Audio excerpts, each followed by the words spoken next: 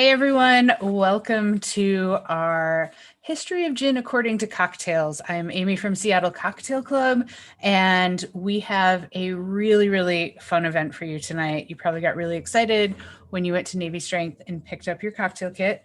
Hopefully you have those cocktail kits, your bottle of gin, some glasses, the ice, all of that good stuff handy and nearby. If you are not familiar with Seattle Cocktail Club, we are a Seattle-based, obviously, group of cocktail enthusiasts that bring you events like cocktail classes and blind tastings and all kinds of fun cocktail-related things like that. So please check us out if you don't already know who we are. A little bit of housekeeping tonight. If you have questions, put them in the chat. We are going to do a Q&A after this and answer all of your questions, everything you wanted to know about gin. And there's a few of you that did not get your History of Gin booklets, and those would be the pickups that happened on Wednesday.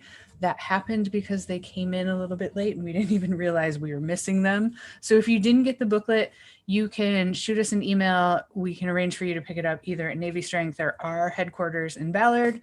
We're happy to get those into your hands. And if you're going back to Seattle Cocktail Club, if you're not a member, we did put a promo code in your cocktail kit, so you can become one and get a little bit of a discount. We are super excited because we're joined here today with Chris from Navy Strength.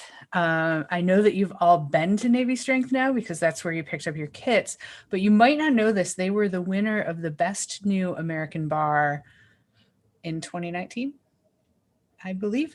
And Chris is the co-owner, and he's going to tell us all about Navy Strength. He's going to demonstrate how to make these cocktails. He's going to tell us about gin. He is a wealth of knowledge. And Chris, thank you so much for being here today.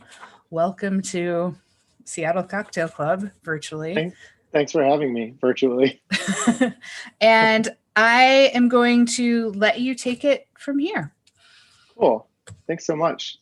Hello, everyone. I cannot see you or hear you, but I know if you drop questions into the chat at the end, we're going to have a chance to answer some of those.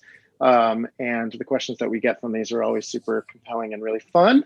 So I'm pretty pumped about that. As Amy said, my name is Chris Elford. Together with my partner, Anu, I own Navy Strength in Belltown. Next door, we have Vinny's Wine Shop, which is our little natural wine bar, and then No Anchor. And then I do the bar program at Anu's cocktail bar, Rob Roy, which anyone who's been in the Seattle cocktail industry for quite some time would know. We're also opening a waterfront brew pub called Here Today. That's going to be opening kind of right down where the old spaghetti factory building was, which we're really pumped about. We're still in fundraising for that, although we are about to our goal, which if you find us on Instagram at Here Today Seattle, you can check that out and how you can get involved. But yeah, super dug into the cocktail and bar scene locally as well as nationally. And I also, when I first moved to Seattle, I was a gin educator for some pretty prominent gin brands that I still love, and I think it's one of the most fascinating histories of any spirit.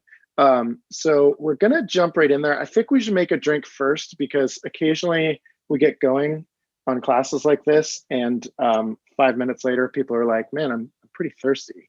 So we're gonna start by making our gimlet. This gimlet is a pretty unique version. You can take your cocktail kit here, which just has, it'll say gimlet on the side. You're gonna want that, and you're gonna want your Ford's gin. And we're going to do a ratio of 2 parts gin to 1 part of this Gimlet cordial, and I'll tell you what's in this. And then we're gonna shake it with a shaker. If you don't have a shaker, you could use a deli container at home. Just make sure that it's not one that someone has poked a hole in the top before they sent you your to-go food one night, because that can make a mess. But yeah, just throw some ice in a deli container, and you can even use the lid as a strainer. So in a cocktail bar, it's fine to be precious about how we make our drinks, but when we do it at home, most of us just want the damn drink. So however you get from point A to point B, on that is how you should do it. I'm going to grab some ice from my freezer. Please don't judge the amount of ice cream in there. And then I'm going to grab a cocktail glass. I usually keep a few cocktail glasses in my freezer, keeps them super cold. Yours doesn't have to be cold if you don't want it to, it just keeps your drink chilled for a little bit longer. So then I'm gonna grab a jigger. If you don't have a jigger, you could use a measuring cup. And the reason I said 2 parts gin to 1 part cordial really is I'm using ounces. So that means 2 ounces of gin and 1 part of the Gimlet cordial. You could use any measuring cup size really that you desire within reason and get the exact same results. Your cocktail will just be scaled larger or smaller, but that's what we're looking for is 2 ounces of gin. So we're going to use Ford's gin. And the reason that we're using Ford's gin is this was developed by the absolute legend, Simon Ford, who's one of my favorite people in the cocktail world, but an absolute legend in the gin world. And he created Ford's gin to mix well in all of the classic gin cocktails. So that's kind of why we chose this for going through this. There are many amazing gin brands in the world. You know, lots of them, I'm sure. There are many local amazing gin brands, and I definitely encourage you to like explore the diversity in that category because there's some pretty cool stuff out there. But we're gonna do 2 ounces of gin. We're gonna pop it into our shaker tin, right? And then we're gonna do an ounce of the cordial. And we're gonna pop that into our shaker tin. Cool. And then we are going to add a little bit of ice and we're gonna shake it up. I am going to mute myself while I shake this. But the idea when you shake it is you want to create a really firm seal so that if you were to hold it upside down, it suctions together. The reason is because there's something cold on the inside and it's warm on the outside, creates a little vacuum. I usually shake with the shaker tin facing behind me so that if it were to break, it's not going all over my computer screen, or when I'm bartending the guest in front of me, it's flying behind me. And it does happen. So I'm gonna give this a really good shake. I'm gonna mute myself. You wanna shake a drink until it's cold, right? You wanna shake it hard because you're trying to aerate it and give it some really good texture. How hard you shake it and how long you shake it is entirely up to you. But the benefit of having a metal shaker is that you can tell when it's getting cold, and that's really the sign that the drink is done. So these drinks, all 3 of these drinks are pretty sturdy and pretty hard to screw up, to be perfectly honest with you. So I think you're gonna get a good result no matter what. But if you've added this stuff to your shaker tin, let's go ahead and give it a little shake.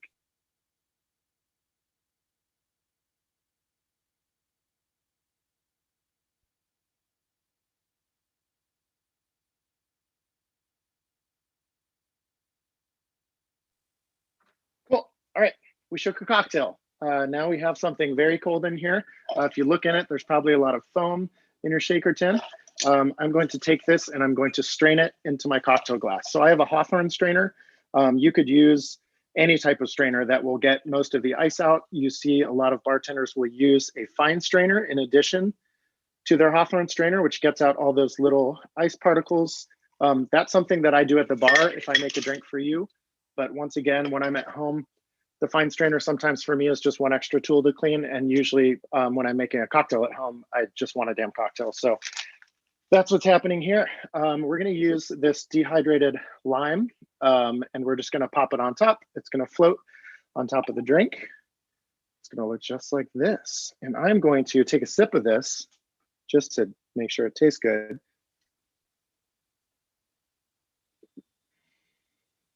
Oh yeah. So this cocktail is what's in the cordial. Get in there, I have some help drinking these. The cordial is quite unique. So it's inspired by the original Rose's Lime Cordial, which we'll talk about in a minute.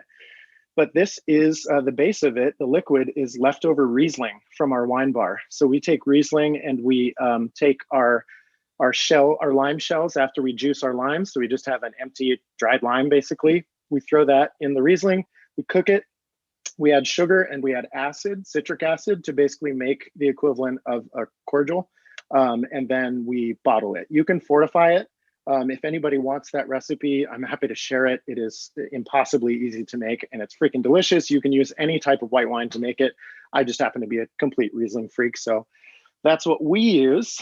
Yeah, so cheers. Hopefully everybody enjoys that drink. To tell the story of gin, we have to tell the story of Genever first, or Genever. Genever. This is the Dutch word for juniper, and juniper is the base of the base flavoring of gin. What happened was during the exploration of the kind of 14, 15, 1600s, these spice markets started popping up in ports because of the spice trade. So a couple of those markets were in places like Rotterdam or Amsterdam, where they had a port. And because they had a port and they had things like the Dutch East India Trading Company, which most of you remember learning about in high school history, they had ships coming into port that had lots of spices, and they were trading spices.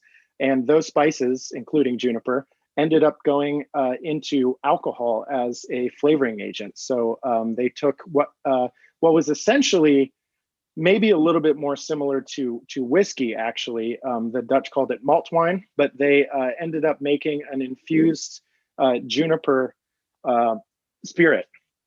The English sailors saw the Dutch enjoying this, and they used to call it Dutch courage. The Dutch sailors would take a shot of this stuff, or maybe a few, before they entered battle, and the British sailors would always note how just how fearless the Dutch were, and they were like, oh, they're knocking back that Dutch courage. Well, what was the Dutch courage called? It was called Jenever or Genever, but the English soldiers heard that and ended up shortening it to just gin. So the word gin is literally the word juniper. If you don't like juniper,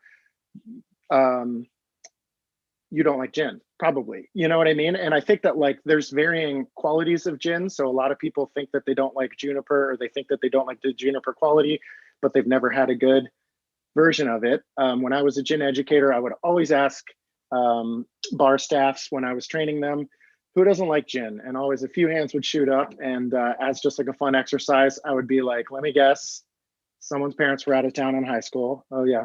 Okay, well, what did you mix? And you know, people would say the embarrassing mixture that they came up with. And the worst one that I ever heard was a guy named Patrick, big, booming, deep voice. And he said, yeah, my friend's parents were out of town. And I was like, what'd you mix it with? And he was like, gin and ice cream. And I was like, dude, no, why would you think that that would be good? So there are some things that you can mix gin with, and it's not going to taste good at all. And if that was your introduction to gin, it stands to reason that you wouldn't like it. However, for those people, I would always make them a really beautiful gin sour or a bee's knees or sometimes a Negroni. And once they started to taste the breadth of cocktails that you can make with a really great gin, they would get behind it. So, you know, I like to think for people that don't like gin, that they are pre-gin drinkers, not people who like would just never touch the stuff. Unless, of course, you have any kind of, you know, some people might have a reaction to botanicals or something like that. So we have Genever. It's become gin. The English have started to distill it and call it gin. And along comes the predecessor to the cocktails. This is like the 1700s, 1780s. They start making punch. And punch is something that, you know, like we picture today. You picture a punch bowl. You're putting all of these ingredients into it. It's usually a little bit busier of a cocktail. It's usually pretty refreshing. And it usually is diluted quite well. I mean, like you see people adding like a 2 liter of ginger ale to their punch around the holiday times. It's usually not the strongest thing in the world. So the idea of punch, the word, the nomenclature comes from the Hindustani word panch, P-A-N-C-H, which is the word for 5. And punch had 5 ingredients. So it had the spirit, the strong element. That's the important stuff. We're not doing this for our health. Booze makes us feel good, right? It had some sort of sour element. It had some sort of sweet element to it. It usually had some sort of bitter element to it. And in this case, bitterness could also sometimes include things like tea, things that have like tannins to them. And then the other thing was water. It always had those 5 elements. So you could make a pretty, you know, balanced cocktail with that, with those elements. you'll see that the colonial element of punch, when punch spread around the world, it was because the English Empire was spreading around the world as well. They were, in fact, a lot of European countries were trying to establish empires around the world, and you see that reflected in drinking customs for the next 150 years, 200 years. But the colonial element of punch was, as the English spread, the British rule spread across the world, across the globe, the kind of ruling class had their servants make this for them. And it was kind of the duty of a house servant to take care of that back then. Eventually, you had bars start to make punch, and one of the most famous ones is the Limmer's Hotel, which is in England, and there's a famous bartender there named John Collins who made a really great version of punch. And this place, do not picture, the most elegant cocktail bar you can. Picture something more like a dive bar. Punch was, still considered a little bit vulgar. And John Collins was able to mix a really great version of punch with lemon and Old Tom gin, which is a kind of an old version of gin. This is Tanqueray Old Tom, but there's many out there, including Ransom, which is made in the Pacific Northwest. Old Tom was a little bit sweeter and sometimes had a little bit of kind of like a rounded character to it, a little bit less sharp.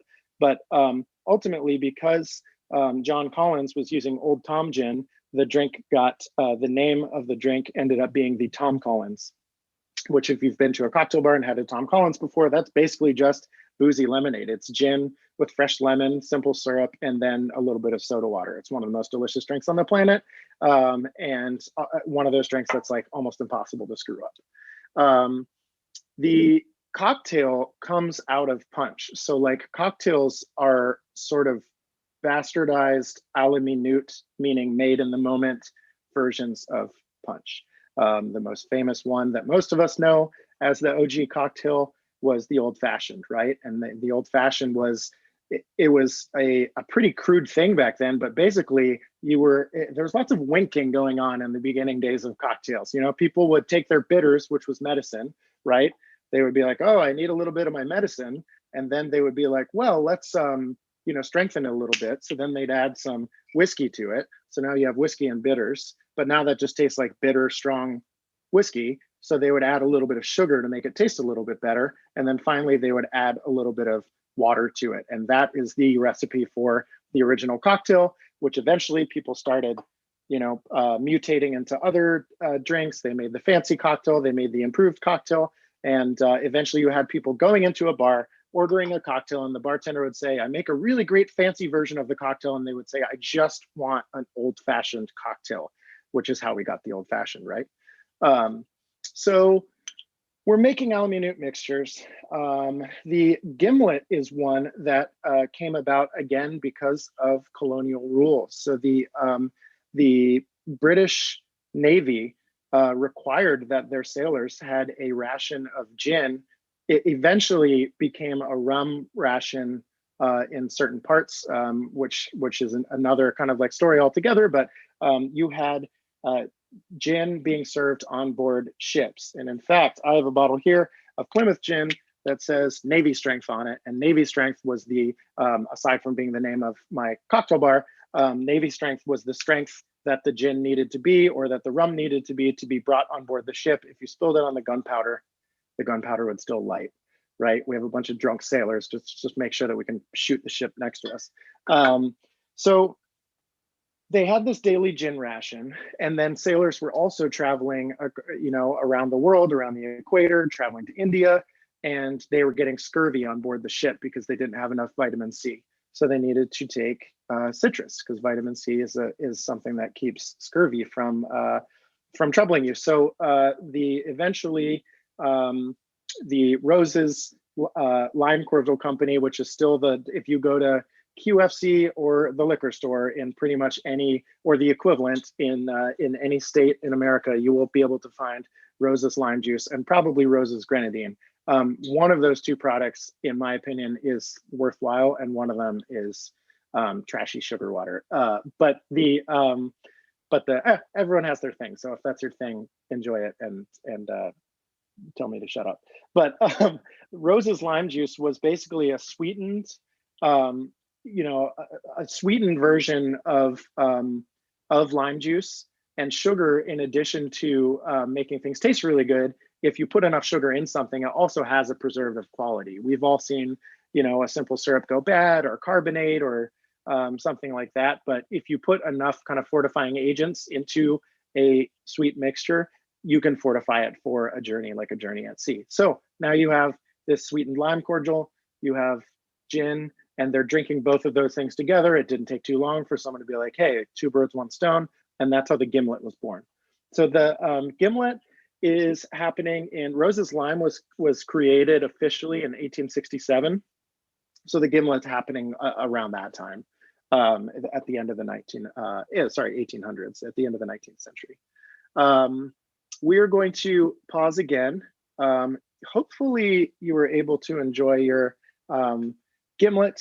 If you're still sipping on it, this next one will be kind of a nice foil to it, actually. We're gonna do the martini. And the martini uses a little bit of a different mixing method.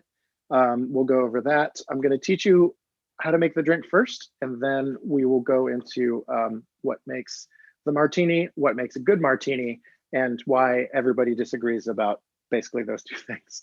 I'm gonna grab a mixing glass. You can use a pint glass if you want. We'll keep a mixing glass in the freezer, so it's nice and frosty, keeps your martini extra cold. If you wanna use the small part of your shaker tin, you can stir in that. I use those behind the bar a lot because I don't wanna break a nice crystal or glass thing in my ice well, despite the fact that they look really pretty, but to each their own. So we're gonna make the martini. We did something pretty unique with this. This martini is a very old recipe. We're gonna do 1.5 ounces of Ford's gin, and we're gonna do 2 ounces of the martini mix. Now, what's in the martini mix? We used a technique called fat washing. For those of you who are cocktail nerds out there, fat washing is a really easy way to introduce flavor and texture. It was, I don't know if it was officially created by him, but it was popularized by a guy named Don Lee, who was a really, really brilliant bartender in the early days of PDT. So we're probably talking like 2007, 2008. Don went on to open the bar Existing Conditions, which sadly closed as a result of the pandemic, but I'm sure that will not be his last ride. Don is an absolute legend and a really bright guy. So what he found was that you could melt any kind of fat into a spirit, and then you could freeze it back out. And what would be left behind is some of the fat lipids would bond with the alcohol, and it would be left with this kind of silky texture, depending on what you used, and would also give a little bit of a flavor. So if you did it with bacon, as he did, you could make a really delicious bacon old fashioned. And if you get no like modern classic recipes from this, just write down Benton's old fashioned. That's the old fashioned from PDT that famously uses Benton's bacon, which is in and of itself one of the most delicious things on earth. And it's a really, really easy drink to make, and definitely one that if you've never had before. I had the pleasure of, when I was coming up in the cocktail scene in New York, my bar around the corner, which was called Amore Amargo, Love and Bitters. I would get off the first couple of years that we were open there. We would close at 1 a.m., which is pretty early for New York, even on Fridays and Saturdays, which were my shifts. And so myself and Souther Teague, who was my partner behind the bar there, we would get off and we would go sit at the bar at PDT every Friday or Saturday night, and it was just like one of the biggest treats in the world. So if you ever get the chance, absolutely go there and check it out. We're gonna make this martini. So the martini was fat washed with coconut oil. So we took a really nice kind of like a thicker, non-processed coconut oil. We melted it into some gin, and then we froze it back out. Now, obviously, we were giving you a full bottle of Ford's gin. I couldn't find mine just now. That happens when you're making cocktails. We gave you a full bottle of Ford's gin. This is obviously not fat washed. So what we did was we were a little tricky, and we put a measure of the fat washed, coconut washed gin in with your vermouth in your martini. So that's why this martini spec is going to look a little strange, a little kooky, but it's going to be really delicious. Also, I never used the word kooky. I don't know why I did that. So we're going to do 1.5 ounces of Ford's gin. Once again, if you're using something else, just do 1.5 parts. This cocktail recipe is so elastic and so forgivable that if you are having trouble getting things like right on, don't worry about it at all. It's going to taste delicious, I promise. So I'm going to do 1.5 ounces of Ford's gin into my mixing glass, right? And then I'm going to do 2 ounces of the mix. And what is in the mix is a little bit of that coconut oil fat washed gin, and then Dolan dry vermouth, which is a really, really beautiful dry French vermouth, which is a classic ingredient in a martini, and then a little bit of Lillet Blanc for roundness, which is another fortified wine that has kind of a little bit more of a sweetness and almost like a peachy sort of like lilting flavor to it, and then a little bit of orange and grapefruit bitters. What ends up being in your glass now is a 1-to-1 martini with bitters, which is like one of the OG kind of martini specs. So we're going to stir this one as opposed to shaking it. All of my ice has melted together, which just happens sometimes. So it might take me a minute to stir. Cool. I popped some ice into my martini glass. I'm going to take a spoon. You can use a chopstick. Gary Regan famously used to use his finger. You know, when no one's looking, it's like just do your thing. But yeah, the ratio of the drink ends up being 1-to-1. But the ratio of these two ingredients that you'll make is 1.5 ounces of the gin and then 2 ounces of the mix, because that portion of the mix contains a 1/2 ounce of gin. So ultimately what you're doing is 2 ounces of gin and or about 2 and 2. So we're going to give it a stir, and we're just going to stir this until it's cold. You can also cook your martinis or anything that you're stirring, which is basically like put it in ice in the mixing glass, give it a quick stir, and then go back to cooking or whatever you were doing, go back to your phone call, and then come back to it in a few minutes. Don't forget about it, like every time you make pour over coffee. But come back to it, and it will have like diluted and chilled a little bit more. The reason why we're stirring this and not shaking it, you can shake your martini if you want to. Once again, the way to make a martini is the way that you like to make a martini. It's your drink. I'm not here to judge that one way or the other. A lot of the reason that people shake martinis is because bartending just got dumbed down as a profession in the 1970s and the 1980s, and people wanted to shake everything because it was really fun. And so people started shaking their martinis. A lot of people say that, so the rule with shaking versus stirring is usually you shake things that have juice, or you shake things that have fat, like cream or eggs, something like that. Anything that you'd want to emulsify, you shake. Anything that doesn't have those things, you stir, because you're trying to retain that kind of like silky texture of the spirit itself. Think of the difference, of if an old, like Scotsman walked into your bar and asked for a whiskey on the rocks. Think of the difference between that and if you put that whiskey and the ice cube in your shaker and shook the bejesus out of it and then poured it into the glass for him. He probably wouldn't be too keen on that. And it's because you ruined the texture of the spirit. So, everybody was shaking everything. And then the James Bond thing didn't really help things either, that he wanted his martini shaken and not stirred. And what I usually say to that is that I don't take my cocktail advice from James Bond, and I don't take my crab cake advice from SpongeBob. So, it's like, just make it the way you want to make it. Another classic way of saying it is, there's an old joke that there's a British soldier in World War II. He's going out on a scouting mission, and his commanding officer hands him a little briefcase and says, "Hey man, if you get separated out there and you don't know where you are, just open this." And the guy says, "Okay." And he opens the kit and takes a peek in, and it's a bottle of gin and a bottle of vermouth and a mixing glass and a martini glass. And he says, "Sir, like, I fail to see, if I get lost, how it's making a martini is going to help me." He says, "Don't worry, I can explain. If you get lost, just open the kit, mix yourself a martini, and within 5 minutes, someone will show up and tell you did it wrong." And that's kind of like the way of the martini, is that everybody has their own particular play on it. And it is what it is. So my drink is probably well diluted and well chilled. I'm going to strain it into a martini glass. or just a cocktail glass, whatever you have. You can serve your martini on the rocks. You can serve it up. You can serve it down. Really, whatever you like. This will have a really nice cold bite to it. It'll just have a faint little coconut oiliness in the background. And then we're going to take our orange twist, or sorry, our lemon twist from your kit, which should have a little bit of oil on it. You want to take the side that has kind of those capillaries or those little oil pockets facing the drink. And then you just want to squeeze it over top and you'll see some oil come out. I don't know if this ever shows up on camera, but there's about 10,000 YouTube videos explaining it. Probably most of them had better camera equipment than a MacBook.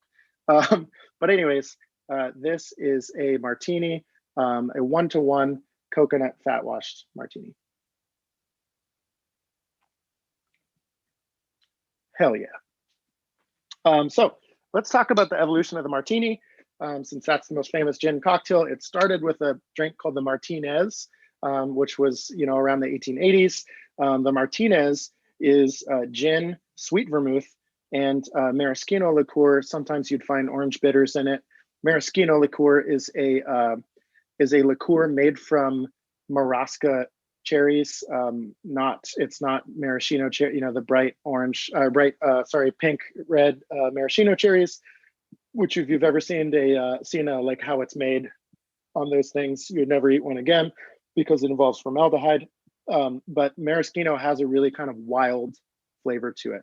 And so the Martinez cocktail gave birth to a few other variations, one called the Margarite, which is from a book called Stewart's Fancy Drinks and How to Mix Them, which is just an adorable name for a cocktail book. And that was a Plymouth Gin Martini using vermouth and orange bitters. And then eventually we saw it adapt into the martini, which, originally it was probably about 2 parts gin and 1 part dry vermouth. You saw orange bitters in it. Eventually people kicked the orange bitters to the curb, and you saw kind of through the swing through Prohibition, which started in 1920 and ended in 1933 with the repeal. You saw people just get boozier and boozier and boozier with what they were making. And eventually you have, people arguing about like, if you should put 1 drop of vermouth in, which is more ridiculous than what I'm going to say after it. 1 drop of vermouth in, or should you just salute in the direction of France while you're making it? And essentially what people started doing was just making cold glasses of gin, which is fine. If you want to drink a cold glass of gin or a cold glass of vodka and put it into a martini glass and call it a martini, once again, it's your drink and go with God. But that's not a balanced drink. The reason that we put vermouth in is because vermouth is this really beautiful wine-based aperitif made with all of these herbs that are indigenous to France or Spain or Italy, depending on where you get your vermouth from. The word itself, vermouth, is German for wormwood. So wormwood was a bittering agent in it, and it was adding kind of like roundness. And again, you're seeing some of the same elements as you did with the old fashioned, right? You have booze, and then you have vermouth, which has the trifecta of sweetener, right? And a little bit of bitterness. And it's kind of like proofing it down a little bit. So it's adding the water too. You really have like something that's adjacent to the roundness and the texture of an old fashioned cocktail at that time in the martini. Then we saw, the 3 martini lunch became a thing in the 1950s. Anyone who's seen Mad Men is very aware of what the 3 martini lunch meant. Incidentally, martinis were much smaller drinks back then. You didn't get a 7-ounce martini like I get when I go to El Gaucho. But the martinis were about half the size that they were. Eventually, and you can dig into this on your own, but there was a kerfuffle legally, and I think it was involving Gerald Ford on whether or not the 3 martini lunch should be expensed. And eventually they were saying that these people who are really wealthy, these well-heeled Madison Avenue executives, were going crazy expensing these really extravagant lunches and drinking dates as something that which should be a tax deduction. And eventually they got rid of that altogether. Although people still find way to expense alcohol. Let's be honest. So, how you like your martini is how you like your martini. You can do it 1 part vermouth to 1 part gin. You can do 2 parts gin to 1 part vermouth. You can do what we call a 5-to-1 martini, which is 2.5 ounces of gin or vodka and a half ounce of vermouth. I guess I should mention vodka here. You can make a martini with vodka. It's not the way the drink was initially intended, but some people don't like gin and they just want something really refreshing. And Anu and myself, Anu's my partner in the bars.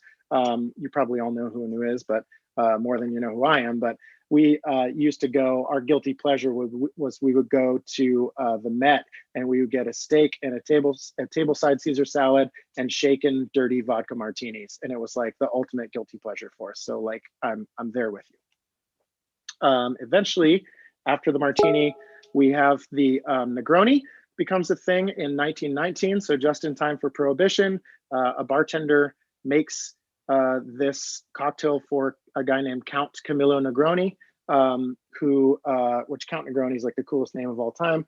It was a bastardization of the Americano cocktail, which was sweet vermouth, Campari, and soda water. Count Negroni wanted to substitute, or the lore goes that he wanted to substitute gin for the soda water in an Americano. And eventually we got what, in my opinion, is probably the most perfect cocktail of all time, gin, Campari, and sweet vermouth. I have ordered Negronis all over the place. And as long as their vermouth is, refrigerated and fresh, it's one of the most delicious things. Also the punch and even like the John Collins were the drinks in the early, like late 1800s, early 1900s that everyone was tinkering with and like doing their own version of. And then in the middle of the century, the martini, everyone starts screwing with that and tinkering with that. I would say that in the modern cocktail renaissance, the drink that every bartender loves tinkering with is the Negroni. I mean, it's like you substitute any type of spirit. I have a Mezcal Negroni in my fridge right now. It's like it's just impossibly easy to substitute everything. It's just easy and it's delicious and it's bitter. The Bee's Knees came around in the Roaring 20s. That's a sour with gin, honey, and lemon juice. You can make them with lime juice too. They're delicious. I feel in Ford's Gin specifically, they use jasmine as one of their botanicals. And if you shake up a Bee's Knees with this, the jasmine just like pops out like you wouldn't believe. Through kind of the end of Prohibition, gin was definitely becoming a more popular thing. Cognac used to be the most popular spirit in America, but of course there was an outbreak of phylloxera, which is like a louse that destroyed all of the grapevines in Europe, and eventually people started drinking whiskey and they started drinking gin. The gin, of course, was coming from Europe, so maybe a little bit harder to get gin during Prohibition, but those who had it were certainly drinking it. Okay, now we're going to talk about the Sling. The Sling is one of my favorite cocktails. It's very, very, very. It's a very bastardized cocktail. Also, the Singapore Sling is the one that we all know, which is kind of a bastion of the 1970s. There's a bunch of versions of it. I prefer what's called the disco version of it, but there's a few that you can find online. The Sling originally was something that like a cousin to the hot toddy. So the difference between the toddy and the Sling in the late 1800s, and both could be served hot. And in fact, I've made hot Singapore Slings before and they're freaking delicious. You just have to adjust the ratios a little bit. But the difference between the Sling and the toddy was a toddy usually included spices of some kind, and the Sling didn't. The Sling could be served hot, but it was more often enjoyed cold. As soon as the ice trade became a thing, which obviously like ice wasn't a thing until like the early 1900s, and people were cutting with saws ice out of a lake, and then they were throwing it on a train and bringing it via train down to all the major cities. But the Sling became popular as a cold drink. So you can make a really simple Sling. It's very simple to very similar to a sour. The Singapore Sling specifically was a creation from a hotel called the Raffles Hotel in Singapore. And once again, you see colonialism like rearing its ugly head here. This was an officers' club, right? It was where all the officers from the British Army that were in occupation there were shaking up cocktails. So that's the background on that. Let's shake up this Sling because we just have a few more minutes to talk about cocktails and then we'll get into questions and answers. You may have drinks stacking up right now.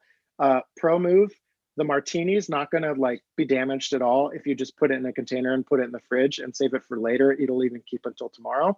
The drinks that you've shaken are the ones that are what we consider really fragile. So those are the ones that I would drink. And being a person who's getting older and has really fun heartburn issues, I did take a couple of heartburn pills so that I can drink 2 shaken cocktails. That's just life, you know, getting older. So we're gonna make a Sling. This is our version of a disco Sling. So the Singapore Sling would be some gin. Usually you had brandy in the form of cherry brandy or cherry heering. You also were augmenting it with Benedictine, which is a monastic French liqueur that's made by monks in the mountains of France. You had a little bit of citrus, lime, usually Angostura bitters. So we turned this on its head a little bit, and we ended up making a version of all of these things of our own and flavoring it with some of our unique kind of global ingredients that we use at Navy Strength. And at Navy Strength, if you haven't been before, or if you haven't read about it, the idea is that the tiki bars of the post-war era up until like really now, those tiki bars were created with an idealized version of travel in the Pacific, specifically to the Pacific Islands.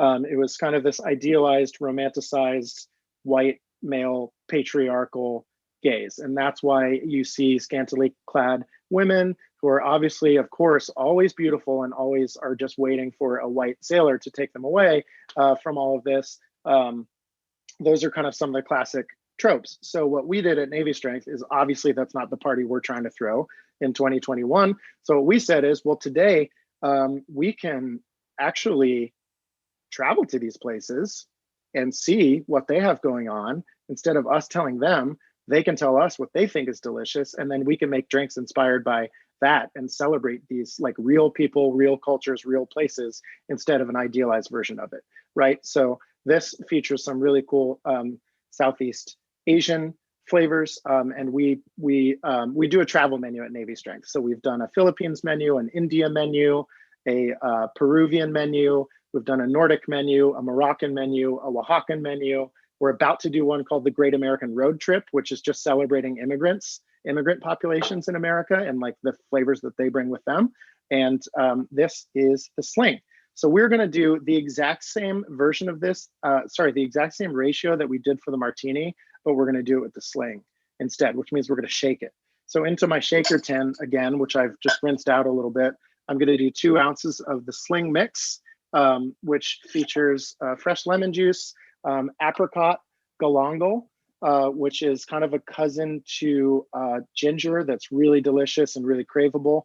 It has a little bit of lemon peel, Thai chili, which this is not a spicy cocktail, but it just, chili can kind of clean up sweetness a little bit in a cocktail. And then chamomile that we got from a really amazing producer in Croatia, thanks to our friends at Rishi Tea. And it's like Croatian chamomile. This sounds like something from Portlandia, I know, but Croatian chamomile is like absolutely on another level from chamomile that you get anywhere else in the world. A lot of it comes from Greece and around Greece. But anyways, we're gonna do that. And then we gotta put the important stuff in too. 1.5 ounces of gin. Cool. And then I'm gonna add some ice cubes. I'm kind of scraping the bottom of the barrel with my ice cubes here, but it's just a drink. And then we're gonna shake it really hard. So 1.5 ounces of gin, 2 ounces of mix. And then this one is gonna go on your crushed ice. So what I would say is, you know, I already kind of broke my crushed ice apart on the counter, and I'm going to kind of break it up a little bit And then I'm going to add it to my glass.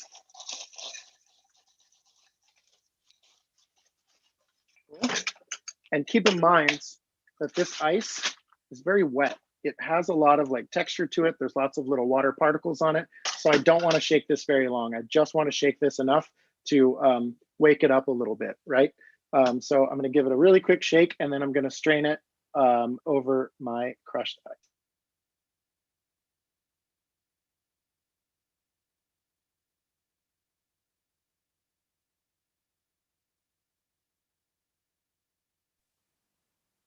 Find my strainer. Oh, there it is. It was on my mixing glass. If you're looking for yours, it's on your mixing glass. So I'm gonna throw my strained drink over this crushed ice.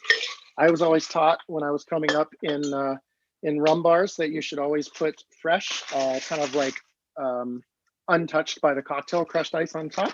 So if you're making it for yourself, you can just use your hands. If you're in a bar, obviously you want to use a scoop or something. And then usually I'll pop a straw in if you just leave yourself a little bit of room at the edge. It's pretty easy to drink these without a straw. Then we are going to garnish with mint and these little apricots. So we're going to take our mint. You'll see bartenders do this sometimes because it kind of expresses the oil. And the idea is that as you bring this drink up to drink it, it's going to have some really like beautiful aromatic qualities to it. Rip off the stem so that there's kind of only that much of the stem. And then you're going to like plant it right next to the straw in your drink. And the reason that you plant it right next to the straw is that it's going to be right next to your nose while you're drinking. And you're going to smell it. It's going to be really refreshing. And then you're going to throw in your apricots that are just dried apricots on a pick. And the end result should look something like this. Cool. Oh my God. That is really good. If you're wondering what the unique flavor in that is, it's the galangal, which I find has kind of a almost like a eucalyptus type thing in addition to like ginger spiciness. Cool. Just to finish up here, the 1980s is kind of the other period where we saw a modern classic cocktail be created by a guy named Dick Bradsell, who was a London bartender and created a drink called the Bramble, which is really delicious and definitely a modern classic. You have a lot of bartenders today creating new, updated gin drinks. And one of the things that I wanted to point out before we move on to doing questions and answers is if you look at the history of gin, one thing that we've touched on a lot is that it's really surrounded by colonialism, right? Which is something that I'm sure any of these gin brands today are not proud of, but it's the fact of the matter. So much of how a drink tastes has to do with who you're at the table with, right? It has to do with the conversation that you're having. You know, you have a really great cocktail, and it's not that the cocktail is perfect, it's that you're sitting with an old friend or you're sitting with a loved one and you're having this really great conversation. And if we don't have everyone at the table, then the conversation isn't that great and the cocktails aren't that great. So I am very excited that the conversation is changing a little bit in the cocktail world. It's not just, you know, cisgendered white men who are making these cocktails. There are people all over the world of all different types putting their spin, like speaking their voice. And I think for that reason, that despite the fact that these are all really great cocktails, I think that the best is yet to come with gin cocktails. And we're like living through that right now. So, you know, yeah, I think that's special. Cheers. And thank you for joining us. And let's jump into some Q&A. Okay, that was great. There's a lot of really good questions in the chat. I'm going to just kind of run through the list in order that they came in. So you touched on Navy Strength and a little bit of different kinds of gin, but can you go over the differences in the bigger segments there? Yeah, sure. So Genever or Genever is going to have usually just a small amount of botanicals, and it features malt wine, which has kind of a whiskey flavor to it. There are some pretty prominent brands in the US, including Lucas Bulls, That's like very far outside of the category of gin. And if you make a gin cocktail with it, it's going to taste really different. Still be delicious, but whatever. Then you have London Dry Gin, which is kind of the hallmark of the style. London Dry Gin was created by Charles Tanqueray, the creator of Tanqueray. Beefeater is the other hallmark of the London Dry style. You have a lot of examples of that, and they're usually coming out of England for obvious reasons. Bombay Dry is a famous one, not Bombay Sapphire, which is in another category that we'll get to. Plymouth Gin is actually in its own category uniquely. That's a 6 botanical gin from Blackfriars Distillery in Plymouth, England. There's like what they call New Western Gin or New American Gin, which is what like local people like Copperworks and Big Gin and all of those local distilleries and American distilleries that are kind of like putting their own twist on it in a way. Bombay Sapphire would fall under that. New World Gin, Blue Coat, companies like that.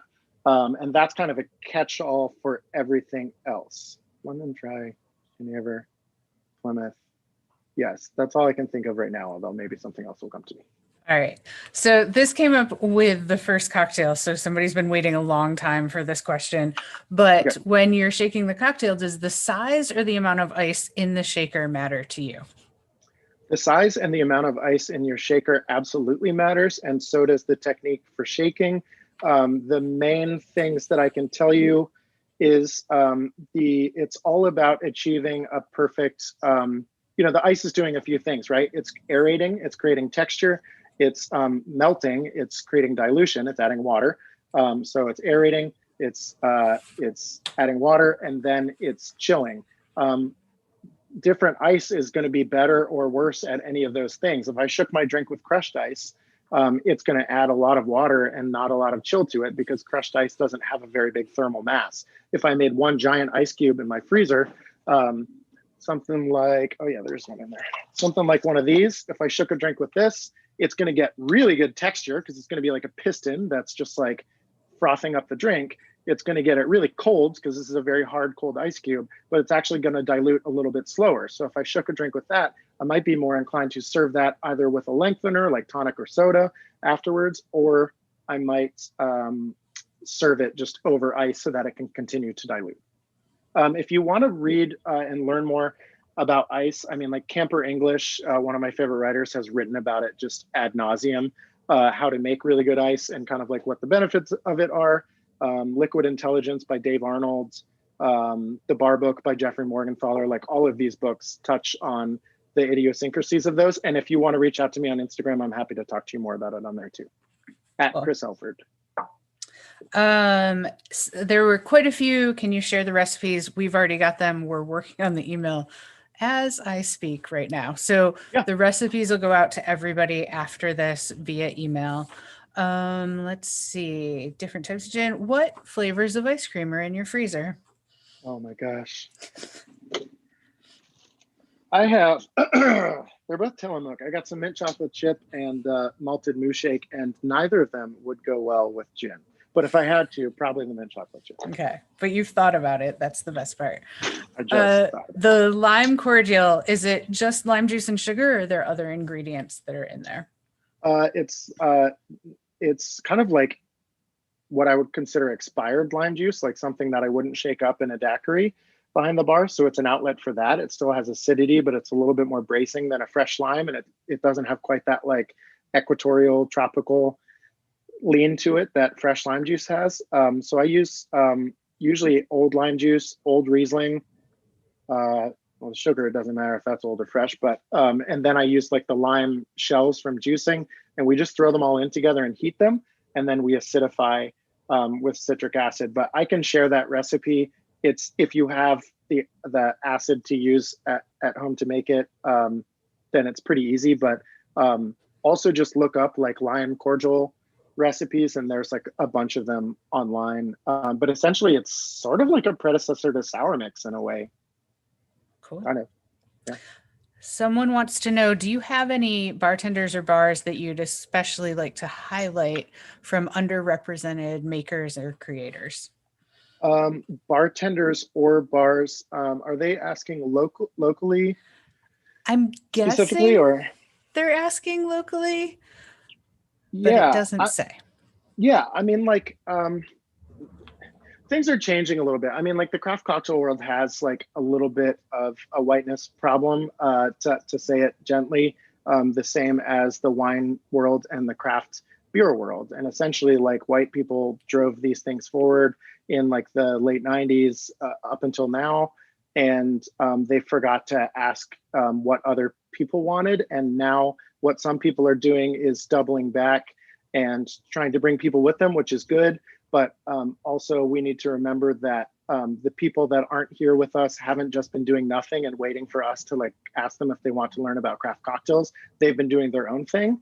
And like, it's not incumbent on them to come meet us where we are. It's incumbent on us to go meet them where they are, right? In general. So that's a more broad thing. You know, I've gone to seminars where people, you know, Shelby Allison from Lost Lake in Chicago did a great seminar a few years ago where she was talking about kind of like their efforts to hire diversely, and some of those things include just like changing the language in your ad, the photo in your ad. Does it have a you know, a pride flag or a trans flag like somewhere in the background? Does it show people who aren't just white people like drinking cocktails in your bar? Do you say people of all types should apply to this?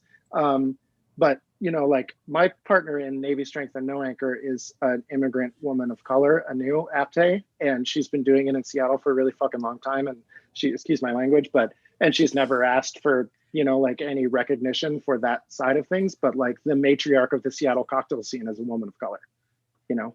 So I'm not saying my bars are the answer to that, but I'm saying that you're gonna see it continue to change. And a lot of bars and a lot of brands are being very intentional and very strategic in how they reach out to those communities, but it can't be done in a way that's like, it needs to be done in a restorative way and in like a community focused way, not in a like, you know, tell us what to do, if that makes sense.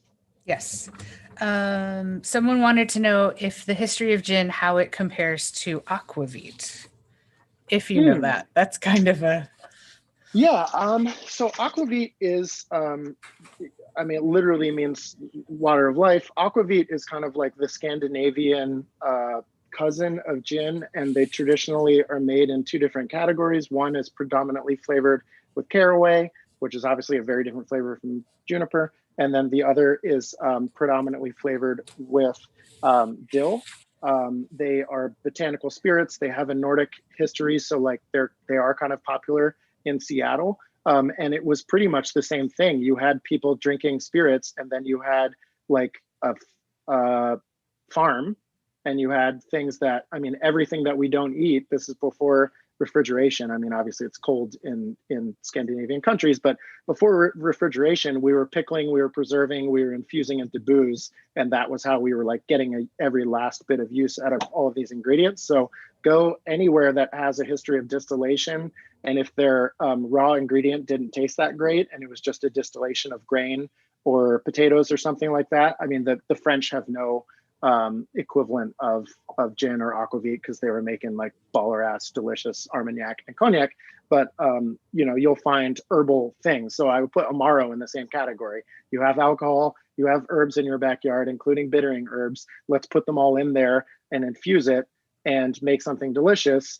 And then of those in our neighborhood, whoever made the best one, that becomes the regionally famous one. And eventually one day it becomes a brand. And then eventually one day I can buy a bottle of Moletti at the store because, you know, Grandpa Moletti was better at making Amaro than his neighbors, basically. So it's pretty much the same with Aquavit. It would have happened on about the same timeline too, but the Scandinavians weren't trying to take over the world. So it didn't spread the way that gin did. Okay, you're going to pick on me because every time I go to try and say this word, I cannot get it out of my mouth. I know what I'm trying to say. I can't say it. How do you make the apricot galangal? Sure. Oh, galangal. Yeah. So I could provide a like basic recipe for that, but galangal is like, it's like using fresh ginger, except it's much more like hearty and sort of like woody a thing. It's not as soft and pulpy as ginger is. And for that reason, it's kind of a real bitch to work with, to be perfectly honest with you. What I can tell you is just get a serrated knife. It's not expensive, and you can get it from Frank's. So you could ask the people in the market to order you some, and I'm sure they will. But you basically need to saw it, not with the grain of it, but think about sawing against the grain, the way you would cut like a steak or through a tree or something like that, and that'll get it into manageable pieces. And then we usually heat it like a soup, and then put that whole thing in a blender, which is really dangerous. And I would never tell someone to do that at home, because it's kind of, it's challenging, and it'll beat the what out of your blender too. I mean, we have a Vitamix Pro, which is like a commercial blender, but if you have like a Ninja at home and you throw galangal in it, it might put a hurting on it. But what I can tell you is I've never had someone put too much galangal in a syrup.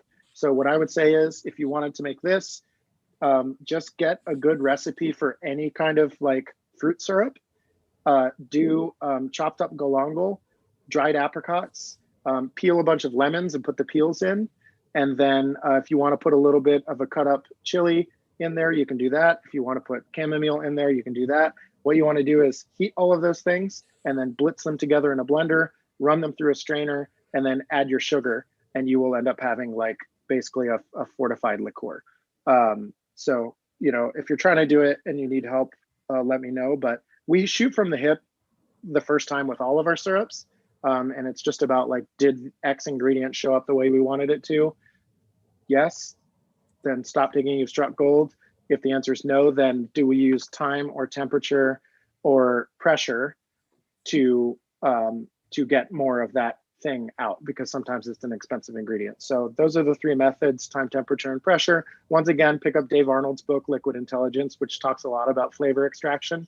And flavor extraction is also part of the story of gin, because there's many ways to make gin, which are idiosyncrasies that we don't have to go in here. But all of these botanicals release their oils at different temperatures and in different ways, and they're not all created equal. So what I would say is, be forgiving with yourself, and just remember that even if the syrup is challenging and you made a mess and it didn't come out right, at the end of the day, you still get a delicious cocktail, and you're going to like live to make something else delicious another day. And I've been making like syrups and things for years, so it's a little bit more intuitive to me now. But the first 5 years were pretty miserable. But they still had drinks at the end of them, so whatever. If it ends in drinks, it can't be that bad, right? And then the last question I think we have for the night is, why do shaken drinks cause heartburn? And I know the answer to this if you don't know the exact answer to this. I mean, I think it's because they usually have acid in them in the form of lime juice or lemon juice or orange juice or grapefruit juice, and acid causes heartburn in people. So it's not like the method of shaking isn't what like makes it happen. It's more that we're having a really acidic thing, which like a lot of stirred drinks, old fashions have bitters in them. Negronis are bitter cocktails. Those are things that settle your stomach. And drink too much alcohol in general, and if you're old enough, you'll get heartburn eventually, probably. But because it's just not, too much of anything is a bad thing. But citrus is the answer. It's citrus, fat, alcohol in itself tends to give heartburn. But those things, it's all of those things. And it's speed. So if you're drinking a really good cocktail and you're drinking it quickly, it's going to add to it as well. Don't forget about speed. Yes.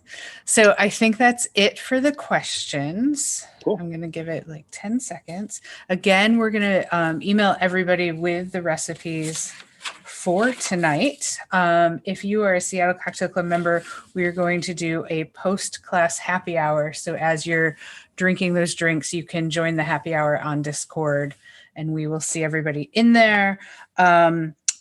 If your kit, we already talked about, if your kit was missing the cocktail book, we will get one of those to you.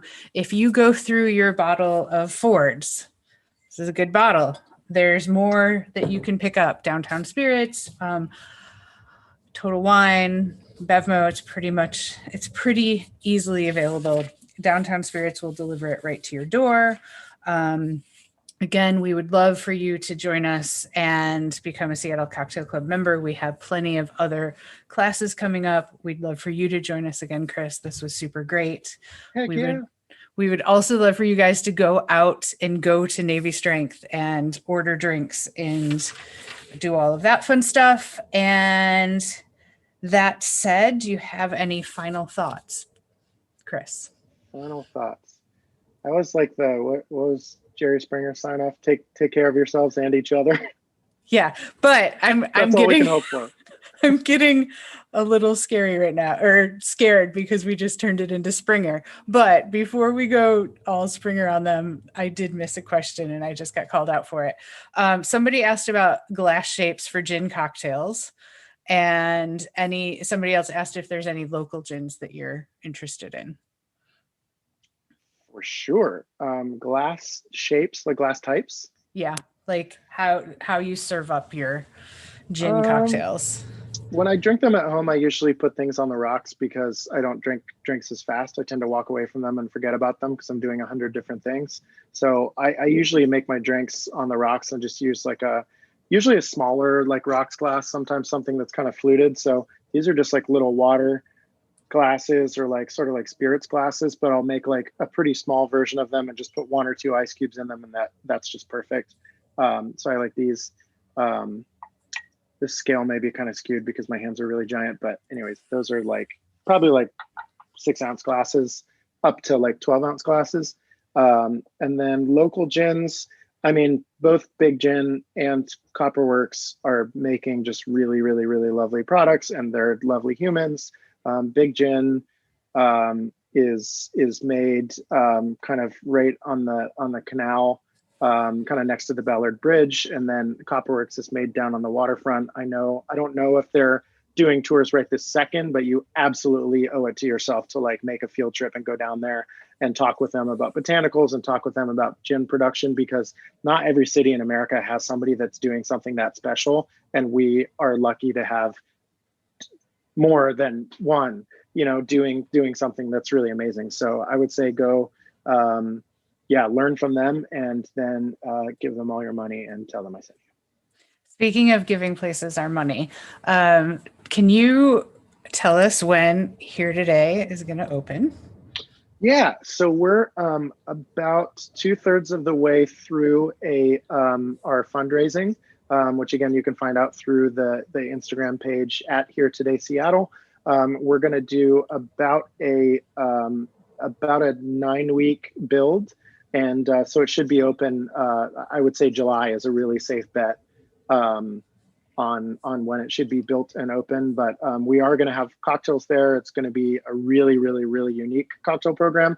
And we teamed up with one of the best brewers in the business to make the thing happen. So and he's also an immigrant and a person of color. And like, that's once again, like in the craft beer space, that's a really unusual thing. So definitely urge anybody that's listening. We have investors of all types and all sizes. We have a bartender who's been working at the Space Needle for 40 years invested. And then we have somebody who was one of the original Microsoft people has invested. And those people invested very different levels of money, but both of them really believe in our project. And both of them are people that are in our community that we're really excited about. So that's all I would say. I mean, it's been a hard year for some people. And then for other people, they're like, I don't know what to do with all this money. But it's not a GoFundMe. It is you're purchasing equity in an alcohol production business. So there's all the fun things that come with that, and all of the weighing of an important choice that comes with that too. And can you remind everyone of all of your other bar options for them to go out and check out? Navy Strength and Vinny's Wine Shop are both open right now, Wednesday through Saturday. That'll expand pretty soon. And then No Anchor and Rob Roy will be opening farther into March. So they're all right next to each other in Belltown. And if you find one, you can find all of them. There's kind of something for everyone. And because we're nerdy about pretty much anything that's liquid or food. So. Great. Well, Chris, thank you so much. I can tell just from the things that are coming in through the chat, everybody loved it, and everybody has already picked their favorite cocktail of the evening. So awesome. Thank you. If you are watching at home and you are a Seattle Cocktail Club member, please join us on the Discord, and we will see you next time. All right, bye.